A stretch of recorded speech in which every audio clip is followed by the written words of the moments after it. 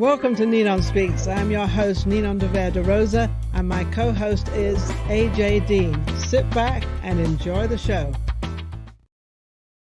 Welcome to NinonSpeaks. I'm Ninon de Rosa, your host, and we have a fabulous guest on, but you know something? I never introduced our guest. I leave that to my co-host, so I'm going to go right over to my co-host, AJ Dean. She's also my producer, and let's introduce our guest today. Hi, Ninon. It's great to see you again. Thank you for a wonderful time in Vegas. And we have a beautiful and fabulous show today with a very special VIP guest from Manchester, England, Sir Marco Robinson. Let me tell you a little bit about him. He is fabulous. He's an actor, producer, award-winning filmmaker, entrepreneur, and he is knighted by our beloved Queen Elizabeth. I want to let you know he's also the best-selling author and a motivational success and business coach and an international speaker. It's my pleasure to introduce Sir Marco Robinson. Welcome. Okay, Sir Marco, I'm going to address you as Sir Marco because you earned that. You did a lot of work growing up, getting into your business, and you deserve to be called Sir Marco. Now, Sir Marco, when you got this when you were knighted, you know, bomb, and all how they do it, what was going through your mind? Of disbelief, really. I mean, you know, it was kind of very bizarre because I never expected that to happen. And I didn't go out to get a knighthood. I just went out there to make a difference. Yes, yeah. But then I know why you got it, because you had no motive in sight. You had no motive to gain this or to have this or how do I get it and all that crazy stuff. You just went out and did what you wanted to do. Yeah. And obviously it is helping other people. Yeah, exactly. Yeah. And I think if you can, in this world, help other people, because God has given you more than he gave somebody else maybe, or he gave it to you because you have the intelligence to drive it, because you have to be able to drive what you have with what you're given out there. How do you drive it? You drive it by having a burning desire to be better than what your original programming was. So, you know, my original programming was survival, not thriving. You know, my background was very, very difficult, very traumatic, because my mum left my dad when I was 2 years old. She was 23. My dad was a gambler. He was an addict. And still is a gambling addict. So you're still keeping up the trend, huh? Yeah. So she had no choice. She had to leave him because she had no money. So she went to live with her mum and her stepfather in the north of England, which was very cold. It was January. Oof, yeah. And her mum and her stepfather were in the doorstep, and she was in the doorstep with me in her arms. Oh, now, what I didn't know at that time was that my mum had been sexually abused by her stepfather since she was 4. How did you find that out? How did all that suddenly rise? Well, she only told me that when she was 72 years old. Wow. So she kept that a secret from you. I'm quite sure as a mum, she didn't want to burden you with her problems, and she wanted you to grow up and to have your desires without any interruptions of feeling sort of embarrassed, feeling bad about your mum. I think that was part of it. Yeah. And in those days, she did tell her mum, but no one would believe her. And of course, her stepfather had his children with her mum. So she didn't, although she tried to tell people, they basically said, don't even speak about it. And that was the generation. You don't speak about it. I was going to say, that was the generation of those days. Those days, anything to be, I mean, I've got a few in my closet which can come out, and they've come out in the last few years, of something I never did, but it's something that's growing, being part of the family. You're embarrassed to talk about it because then people, especially in England, oh my goodness, they lower your degree of worthiness. Yeah. So, and you know, when she was 12, he put his hand on her breast and said, I didn't marry your mum for your mum, I married your mum to get to you. You know, how terrifying is that? Wow. So she was on the doorstep with me, and her stepdad said it's either me or them to my grandma. My grandma said, you cannot stay here. So we slept in the park for 3 nights. We nearly died. And she protected me. She did everything to keep me alive. And eventually people picked us up and took us in, and we recovered.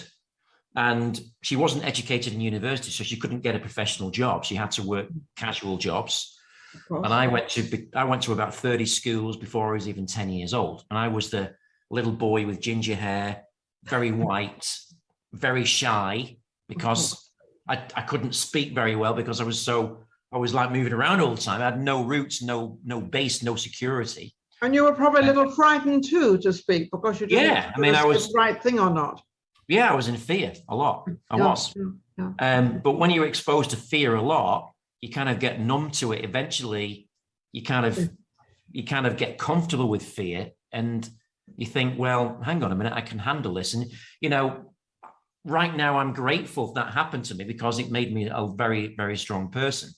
So we have to think that as a blessing in disguise. You know, funny you say that, because I often think of a lot of things my family did that were not a little bit the same as you. And we weren't ever that part to be in the streets. But I've had the same sort of upbringing. And when you get older, you kind of turn around and look at it as an advantage of something that you actually had to cope with, that made you stronger, made you think harder, make you go in a different direction, because you didn't know that direction, because you were never taught it. So you had to kind of work around all this crazy stuff. But you're right, it made you stronger and better. Yeah, it did. And because I was stronger, and because I was bullied, literally every school I went to, I was bullied like crazy. I mean, you know, it was. Was that because you were white, you know, really, really white, and the red hair? Yeah, I mean, you know, I dyed my hair with shoe polish, just to kind of disappear a lot, you know. And you know, kids in schools are very unforgiving. They're very ruthless. So, and I went to the last school I went to was a boys' school, so I got bullied to crap. And when I was 15, I was in a garage of my so-called friend's house, and I was in the middle of a circle being punched and kicked by 20 boys. Oh my goodness. And then something instinctively went on inside me. I saw red, literally. And the last thing I remember, I was running down the road chasing 20 boys, saying, "Come on! Get me!" Because I fought back. It was an instinct. And and you didn't realize to do that before, because you weren't brought up to do that. I didn't do it before because I guess I was I was very insular in my mind and my imagination. I didn't want to engage with anybody. So when it was threatening my life, my instinct was to fight back. And that's what I did. And that's what you did. So when you started going out into the business world, how did you know what you wanted to do? Or did you do several jobs before that? I had no idea what I wanted to do, to be honest with you, because when I was in that kind of childhood, I didn't have a role model. I didn't have a mentor. So I didn't know what potential that I had. I mean, my thoughts were, oh, I'm only going to be a cleaner. Ooh. Because literally that was my environment. You know, I got quite a few casual jobs, like 4 jobs when I was 15 and dropped out of school. And that's what I was doing. You know, and my internal narrative was, you know, is this all there is? Is this all there is? Is that all there is? Why am I such a loser? Why am I doing this? And all my friends are going to university. I know all that. Yeah. I know exactly what you're saying. So where was the turning point? The turning point was my mum married my stepfather when I was about 10, and he was really nice, but then he turned very violent and he physically abused my mum, and I ran away from home a lot. And in school, I would be the boy at the back of the class looking out the window. Oh. So when I got to 15 and I got bullied, that was a turning point in the sense of that I knew I could look after myself. That was a big turning point. Cool. It wasn't until I was 21 years old that I went into, I decided to leave the small town I was in because I just hated it, right? And I was offered a job, commission-only job, selling timeshare in the 80s. And it was very, very tough because I was very shy. I didn't know what I was doing, but I didn't want to go back to the kind of scarcity that I'd been experiencing before. I didn't want to do that. I thought, right, I have to do something about it. So I took the job. I was the worst salesperson in the company ever. Okay. So how long did that job last?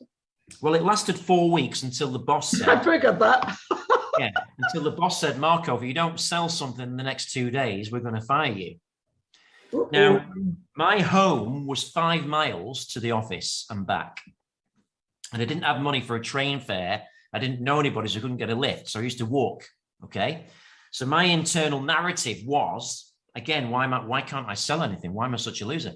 So I was tempted to go back to the hometown, but something stopped me, said, no, I'm not going to do that.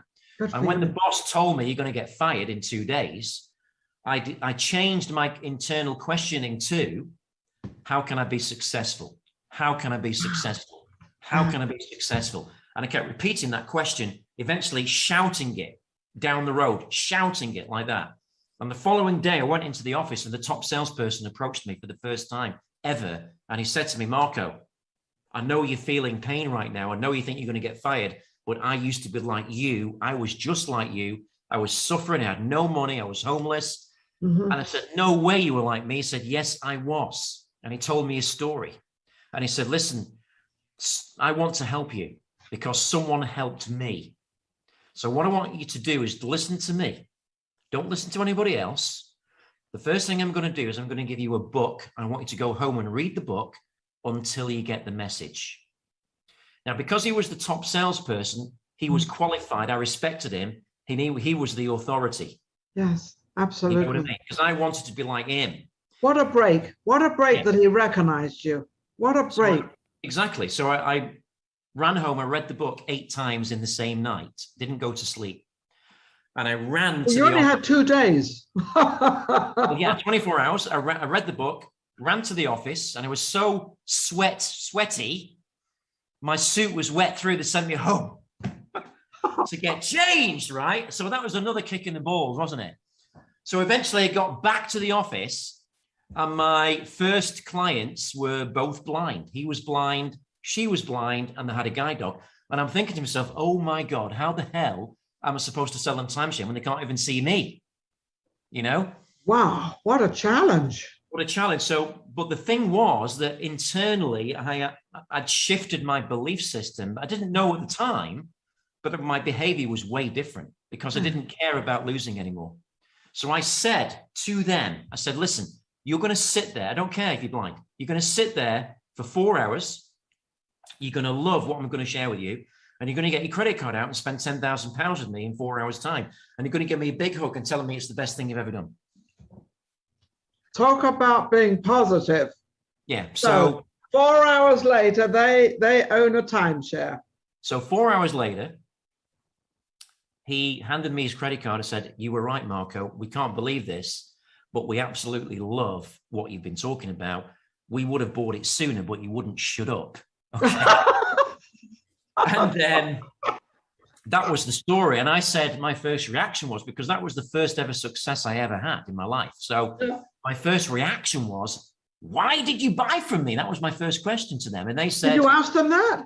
I asked them that question. In other words, you didn't just like take the credit card, relax, and like at last that now you want to question. Now you want to question how you could sold something. That is funny. I took the credit card, but after the sale was processed, I said, why did you buy from me? And they said, this is your first sale? I said, yeah, it's my first ever sale. And they couldn't believe it. They were laughing until tears came out of their eyes. And anyway, 10 minutes later, they said, listen, the reason we bought from you is because you transferred your belief to us and you convinced us this was the best thing for us. And that, when he said that, that was the pivotal moment that changed my life forever. Yeah. Isn't that absolutely amazing? So now you kind of walked your 5 miles back to where you were living, and you were kind of feeling probably on top of the world and thinking, now what am I going to do next and how I'm going to achieve next? Did you stay? You obviously didn't stay in that business. Obviously. Oh, I did stay. I actually did stay because I wanted to, because when I got that confidence that I could actually do that, I wanted to be the top salesperson. Of course you did. Of course. You were. I became the top salesperson after 1 year. So then you realized that whatever you did, if you put this effort into it and you really learned about it, that you could actually become the top. In other words, you weren't taught through all your young years of listening and retaining, and somebody came along and said, you've got to do this, you've got to do this. It's something you'd never done, and you were in desperado at the moment. And so you decided, but what my thing is that you concentrated on the book. You read the book, you read it, what you said, 9 times in that night. That's absolutely amazing. So that is actually the beginning of where you are now, sir. So yeah, that was the beginning. And, you know, I became the youngest sales manager in the company ever. And I broke the world sales record in sales. The world? And I got headhunted literally from all over countries all over the world that wanted me to obviously come there and turn their companies around. Of course. And I got offered a job in Malaysia. Of all places. Yeah, of all places. And of course, my family said, don't go. Friends said, don't go. It's like a third. I know, they all say that. Families don't like you going anywhere. And then, you know, they gave me an unbelievable offer. And I went over there and I was like blown away by the place. Because it was so advanced, so amazing. Everyone spoke English. It was amazing. The technology was amazing. And they probably loved you because you were English. It's funny, the entire world seems to love English-speaking people. And I mean, people from actually from England. Yeah, they wouldn't let me learn the language. They insisted, don't speak English. Yeah, I know, they love it. They asked me, in America, they asked me, oh, speak English, speak. And I'm like, what do you mean speak? I'm speaking already. I'm like, oh. So this must have been amazing. So Malaysia, you became the top sales. So I went to Malaysia. I was the CEO of a public company, and I turned it from $2 million that was losing money. And within 3 years, I turned it into a $2 billion company. Wow, that's phenomenal. Isn't that amazing? AJ, what would you like to ask Sir Marco? Oh my gosh, I have so many questions. I'd like him to talk about one. Just one. I want him to talk about his fabulous, the undisputed online success formula. I want him to share his wonderful product. Can you share it with us? Yeah, I can share a little bit about that. So I've got to share how that came about. So when the pandemic came, and before the pandemic, I'd always wanted to have an online business or a few online businesses, but I was doing so well, I didn't need it. And then as I got older and older, I thought, you know, I really need to do something because I don't want to be on a plane 3 times a week. I was getting really fed up of doing that. And then the pandemic came and I thought, okay, I can't opportunity. So I decided I'm going to do that. So I paid some of the best coaches in the world a lot of money to train me. And I developed a formula where I can teach anyone how to start an online business. And that's the online success formula is an acronym. So success is an acronym. So the letter S stands for story. So the most important part of your business is your personal story. When you can share that, people connect with you, they trust you, they realize that you're an asset to them. Yes. And then we talk about branding and building the strategic marketing formula, the last pillar, building the funnel, getting the leads. And I started 2 online businesses on January the 18th. And what are they? So one's the way I teach people how to start an online business, maybe to start using their knowledge and expertise that they can teach other people what they know. What they went through and where they've come. Yeah.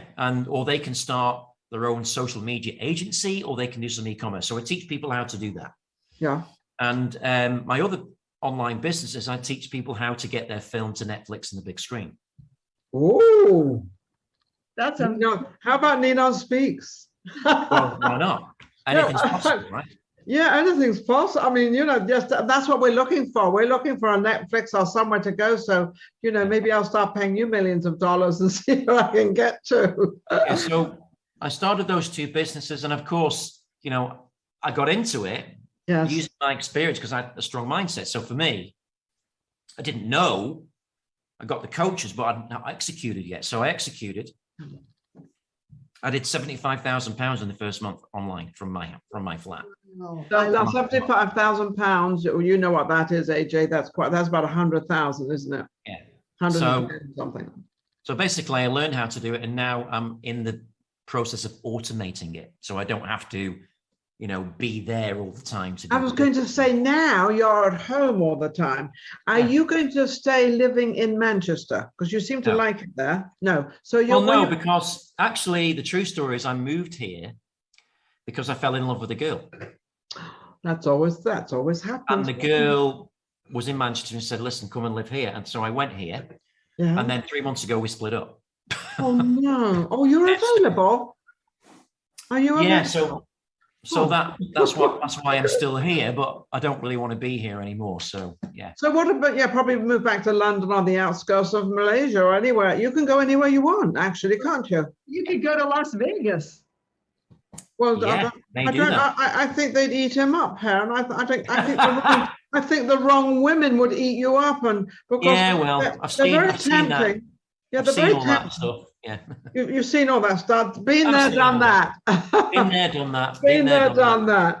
So when you're in your 50s, sex is not the biggest part of your life.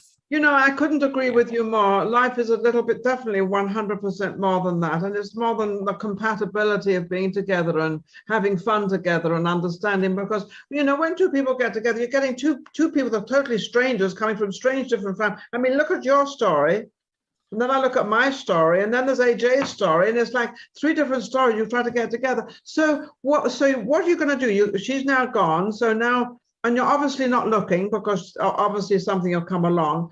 I just don't. I'm not interested in romance right now at all. No, I agree with you. I couldn't agree. I was emotionally compromised I'm still am a little bit. It took me a long time to get over that.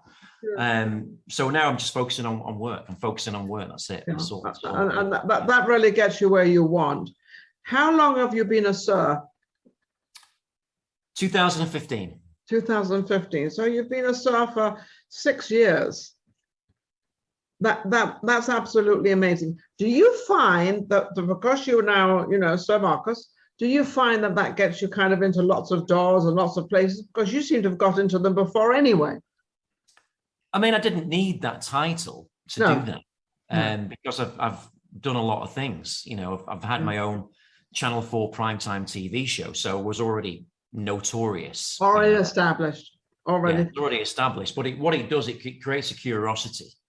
But because I'm not, to be honest with you guys, I'm not into the royal family. I'm not into titles. But the reason that I accepted that was because I wanted to draw attention to philanthropy. Yes, absolutely. I wanted to show people that you need to help people that are less fortunate, that can't help themselves. Yeah. I couldn't agree with you more, actually. Well, you and one of the Beatles, what is it, Paul McCartney? You're both Sirs now, aren't you? So have you met him yet? No, I've not met Paul yet. I've not been out. We've not been out, have we? We're locked down. Yeah, absolutely. So the pandemic actually did you good, actually, because it got you into your second business and what you're doing right now. Yeah. There's a question I always ask, but our answers are generically, usually asking for the younger generation. But what would you like to say to the people that can't quite get on out there, and they don't quite know which step to take next? What can you advise them? Well, my advice is that, let's be realistic. Most people don't know what the hell they want to do with their lives in the teenage years and the 20s. They don't know. That's the honest truth, right? Most people are kind of going with the flow, okay? Yeah. And the reason for that is because everyone's conditioned to be average.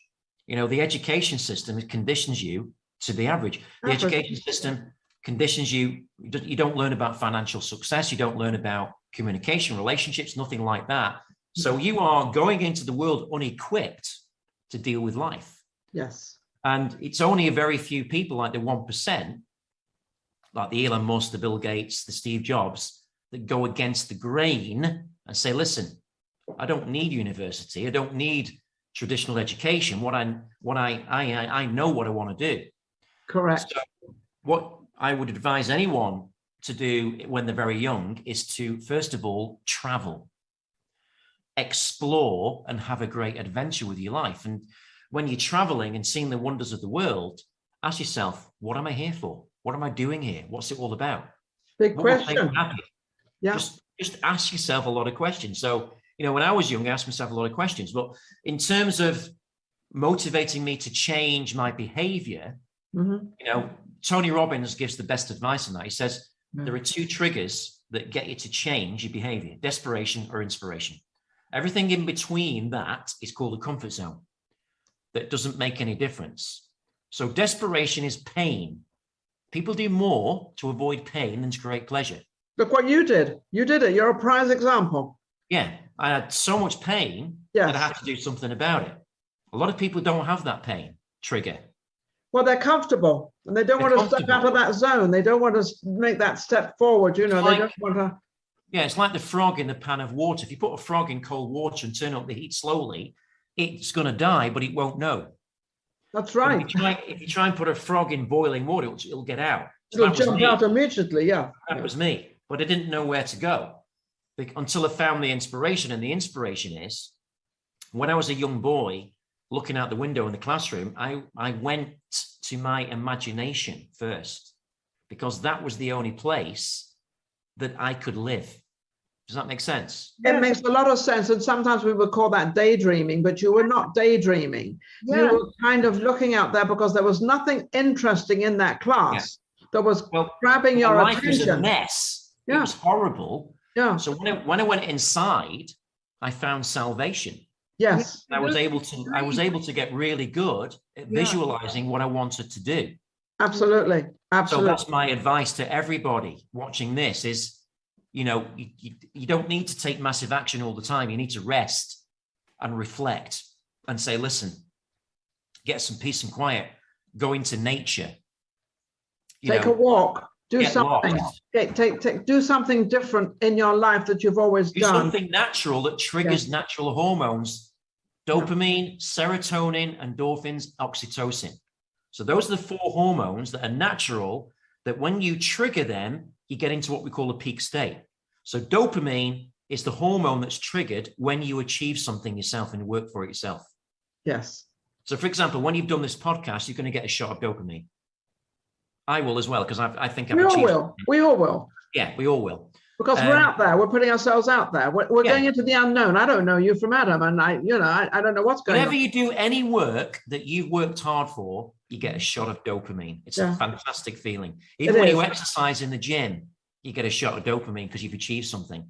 And the next hormone is called serotonin, which is the happiness hormone. Now, serotonin is the hormone that's actually synthesized in antidepressants. Oh, so that opens up? Yeah. So don't take antidepressants. Learn what how serotonin is triggered. Now, serotonin is triggered by gratitude.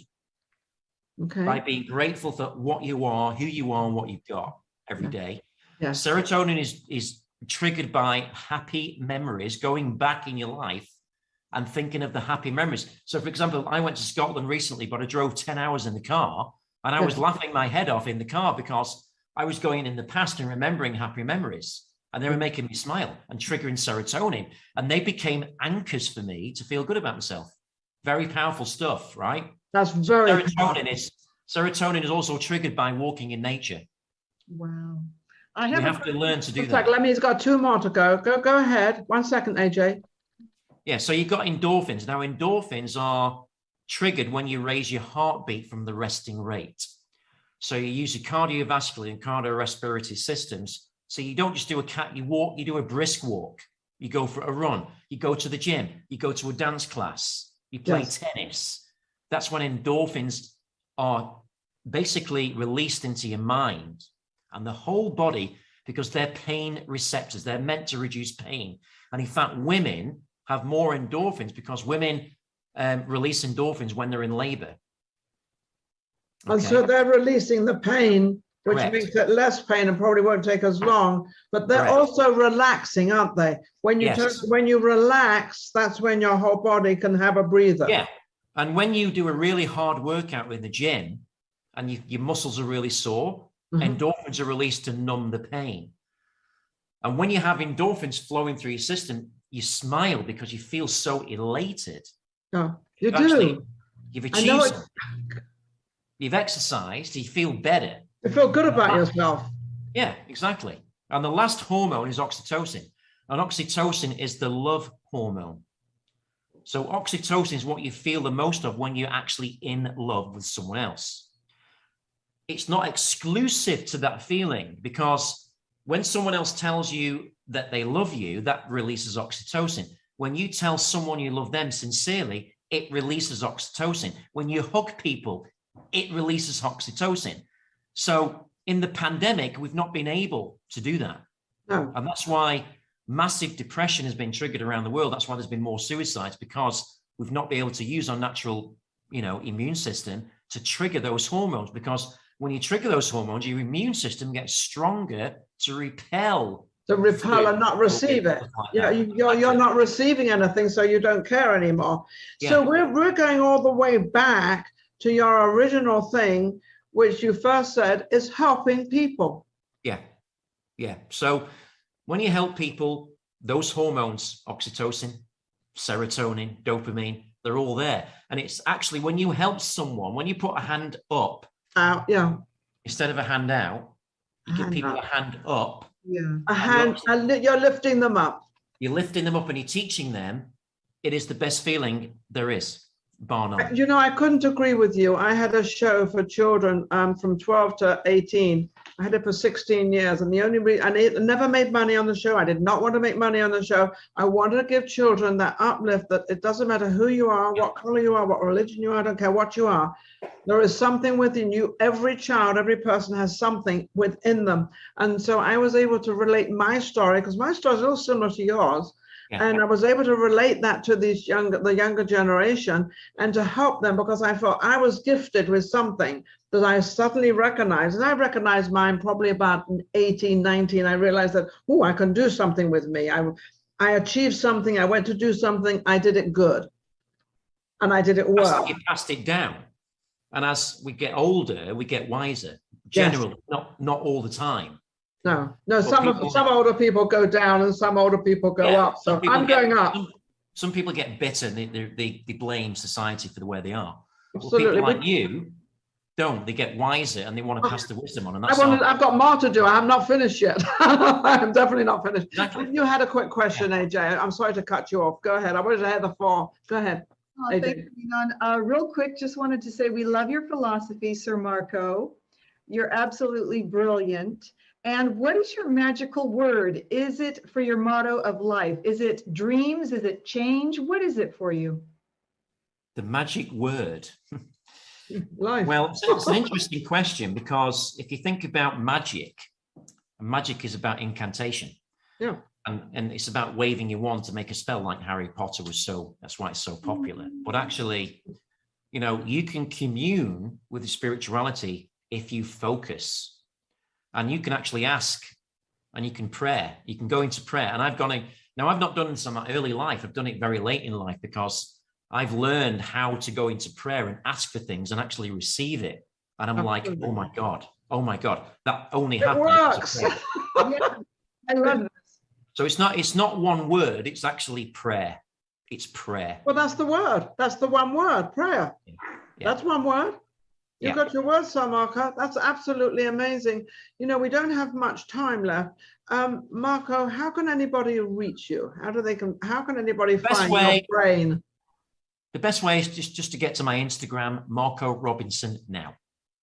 Marco Robinson Now. So don't forget that. Go ahead. It's a blue tick. I'm the only one, so you'll find it very easily. Because you'll probably find it, very, very easy. It's like my name. Anybody put my name in there and it pops up immediately. Because you're very distinctive. You're very distinctive, exactly. But I didn't do it purposely. It all happened. And it's fun. I'm going to say it happened by accident, but I'm not so sure if it happened by accident.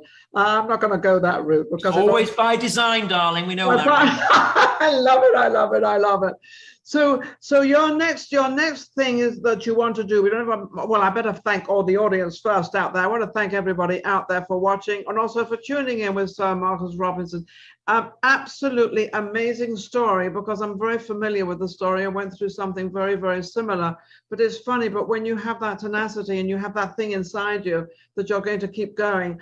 And I think the greatest thing, as one thing you said, Sir Marcus, is that when people give you a compliment, or when you go to help somebody and actually helps them, I think that's the greatest feeling and gives you the greatest up, that you've actually helped somebody else. Actually, AJ and her husband were in town in Vegas this past weekend, and we were trying to match two people up. And we went to all this effort, the texts and the phone calls and everything else. So we did our part. We actually went down to the club to introduce the two of them, though we didn't know one of them, and one of them didn't turn up, but the other one was fine, and he said it was okay. But at least we tried, and we felt good that we had tried. It didn't work, but maybe it'll work in the future. Who knows? But it's the effort out there. So I just want to thank all our audience for listening, and take note.